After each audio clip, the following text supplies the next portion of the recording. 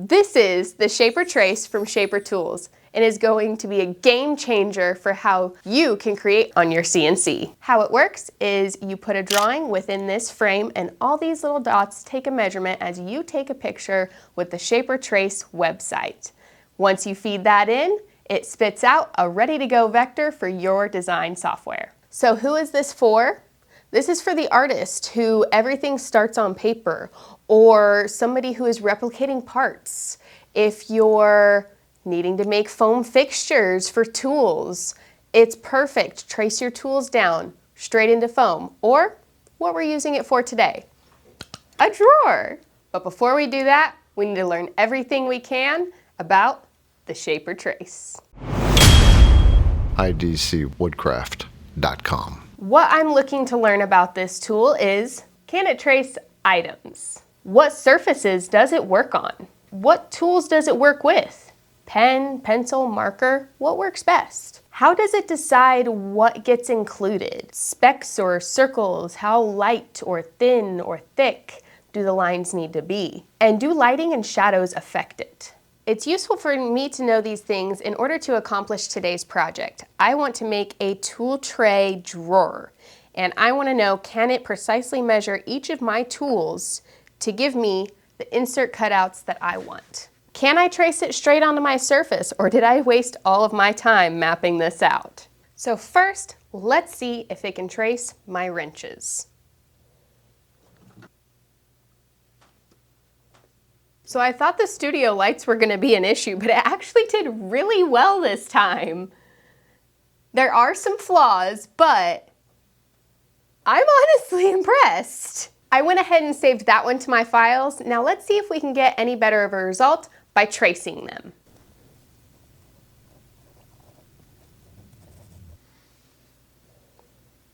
Oop.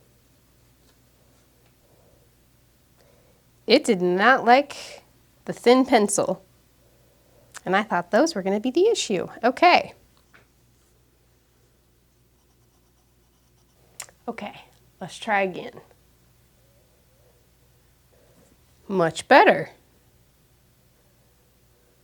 So it wants those thick lines. This one's going to be a 2-for-1 test. The tools that it works with, and does the thickness of the line affect how it traces? So we're going to test out all of these in varying thicknesses and see what it picks up. 0.05. The Shaper pen, which is 0.5, a 0.38 ballpoint pen, an industrial marker, and a thick Sharpie marker. Ooh, with the chiseled tip that gave a thinner line. Okay, 1, 2, 3, 4, 5, 1, 2, 3, 4, 5, 6. Okay, so looks like it did not even pick up that thin pencil line. I'm going to go ahead and save that one and try and scan it one more time and see if I can force it to pick it up.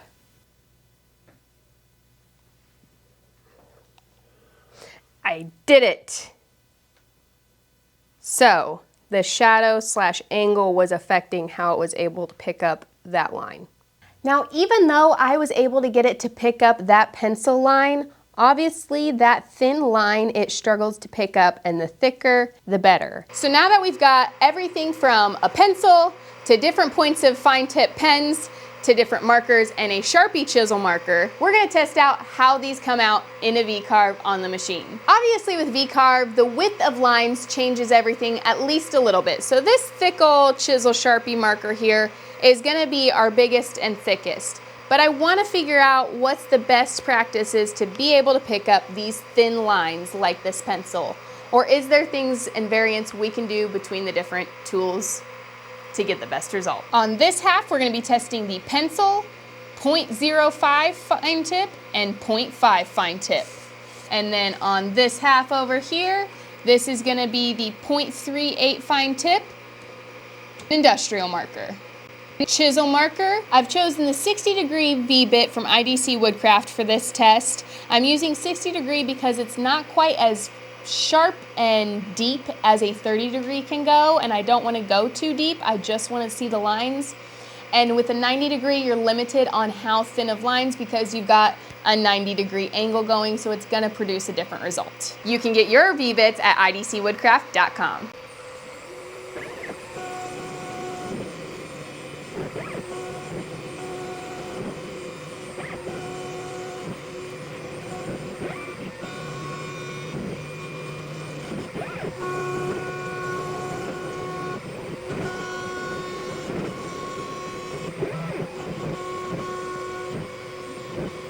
I'm honestly really happy with all the lines. I really wasn't sure the pencil. I did have to remove the most or edit the most within the software because it like picked up like little circles within it. Like it was trying so hard to pick up that image that it just picked up extra. So I'm glad to see how this came out. Very good results on all 6 lines. Even the pencil, it gave me a good, clean, solid line. I have a theory that sometimes when you have a VCarve with a bunch of thicker lines and thinner lines, that sometimes it prioritizes those thicker lines over the thinner lines, and that's causing some issues. So with this being all separate, I think it definitely helped out. Also, to bring in the level of attention to detail that this shaper trace does, right here you can see where I wiggled my marker at the end, and it picked that up. And I obviously did not edit it in the software, and it added it right into the carve. Next up is surfaces. We obviously know it can pick up an image pretty good from some white paper and a pen or pencil. But for this specific project, I'm trying to make a drawer and I want to make inserts for all of my tools. So can I get all of my measurements correct and everything spaced out well and take the images directly off of my MDF? For this test, we're seeing how light and shadows might affect a shiny surface for this to read off of. So we're sneaking into Julianne's office since she's not here right now and taking over this whiteboard. We don't need all this stuff about the edge hugger here, but if you need the edge hugger, you can replace all of your clamping difficulties at idcwoodcraft.com. Let's keep this simple and do smiley face.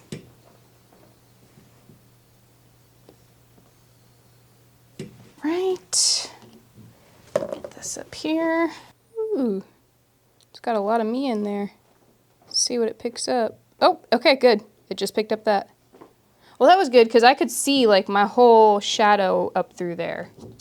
So far, as long as it's bolder than the shadow, it'll take it. Now, we understand that it really likes a high contrast, but can I flip that contrast? I've got two black pieces, well, a black piece of paper and a gray piece of paper here, and I've used white pens to write on it.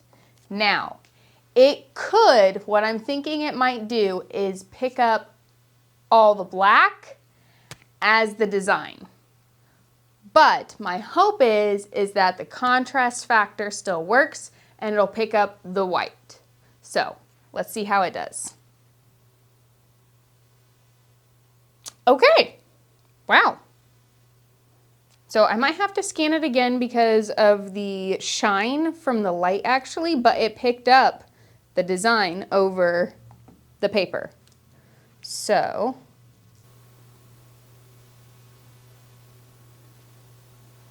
and it did even worse this time.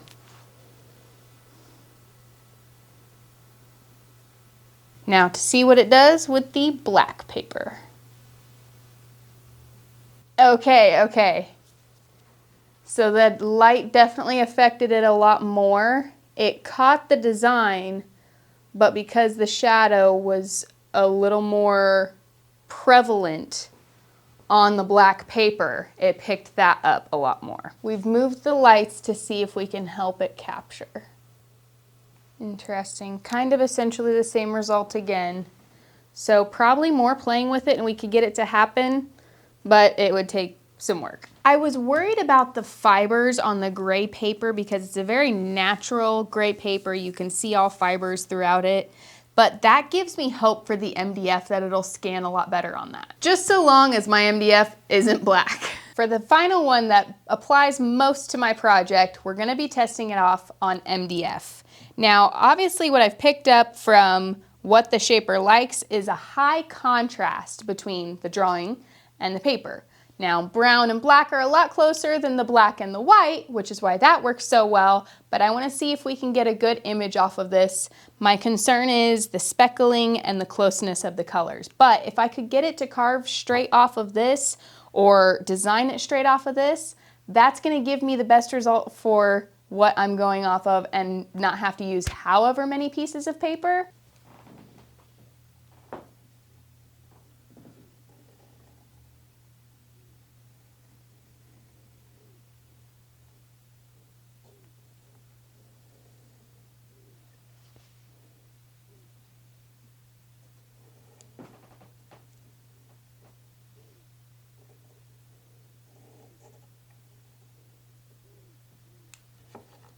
Okay. Right. Capture. Okay. Not too terrible, but as I suspected, it did pick up a few of the speckles, and it seems to be having issue right at the tip where there's speckles and drawing. Try and maybe take it at a different angle. Actually gave a better result. That actually had a pretty good result the second time I scanned. I wonder if my shadow had anything to do with that. And with that, I want to see how much of a role shadow really does have to play. So for this one, obviously at your home setup, you don't have this kind of crazy lighting that we can move all around and throw at different angles, but I do want to see how much the lighting, the shadows, the angle is affecting everything. So we're going to run around, move our lighting, and see if we can give you the kind of best result that you can get at home. Natural lighting, overhead lighting, interesting, backlighting, front lighting, underlighting. What's crazy is it got almost the clearest flower, but obviously the most shadow. Flash lighting. And that is studio lighting. I will say we got pretty good results across the board, except for the flashlight, obviously. But what does affect is taking the time to take the picture and making sure your shadow's not going into it too much. But even then, I've noticed that it's looking for, again, that higher contrast. So try taking a second picture and likely that shadow won't show up again. I think the backlit did probably the best. But again, all of these results, I just have a little bit different areas to tweak or a little bit different way to take the picture, and I'm getting a result that will get me to carving. This is such a cool tool that would have taken me forever had I done it by hand. That was a lot of fun. Obviously, I like testing tools around here, so if you have any weird woodworking tools that you want me to test, comment down below and let me know. And if you have any ideas on how you would use your shaper trace, comment those. All of the bits that you've seen today, as well as the shaper trace, will be linked in the description below. Don't forget to like, subscribe, and you come back next time. Learn more now. Go to woodcraftresources.com.